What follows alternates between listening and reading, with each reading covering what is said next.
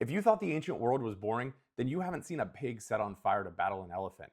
Today, we're going to be looking at 7 of the wildest stories from ancient history that you definitely didn't learn in school. Let's get into it. Number 1, the flaming war pigs. In 280 BC, elephants were the tanks of the ancient world. They were terrifying and nearly unstoppable, but the Romans found their kryptonite, squealing pigs. Elephants are terrified of the high-pitched squeal of a pig, so the Romans, and later the Megarians, would coat live pigs in pitch or tar, set them on fire, and release them toward enemy lines. The flaming, screaming pigs would run toward the elephants. The elephants would then panic, turn around, and trample their own army to escape the noise. Number 2, mad honey. During the Third Mithridatic War in 67 BC, the Roman general Pompey was chasing King Mithridates through modern-day Turkey when locals left massive pots of honey along the road for the Roman soldiers to find. The honey was made by bees that pollinated toxic rhododendrons. It's called mad honey, or granotoxin, and it causes hallucinations, vomiting, and temporary paralysis. The Roman soldiers gorged themselves on the free treat, started tripping, passed out, and were easily slaughtered by the local army while they were incapacitated. Today, it still remains one of the most famous early examples of biological warfare. Number 3, the Siege of Suiyang. This is arguably the darkest moment in military history. During the An Lushan Rebellion of 757 AD, the Chinese city of Suiyang was besieged for months. The general, Jiang Xuan, ran out of food, but instead of surrendering, he ordered his soldiers to eat the civilians to stay alive and keep fighting. It started with the horses, then the old and the weak, and eventually everyone.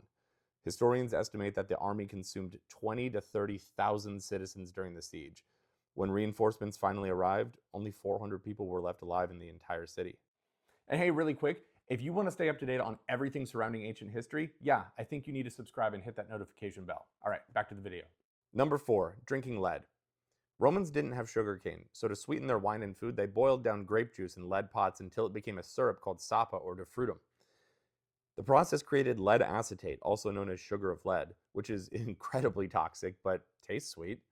Historians estimate that the Roman aristocracy was consuming massive daily doses of lead, which led to rampant gout, infertility, and the notorious madness of emperors like Caligula and Nero, whose brains were likely rotting from heavy metal poisoning. Number 5, the man who died laughing. Chrysippus was a prominent Greek Stoic philosopher, which is ironic given how he died.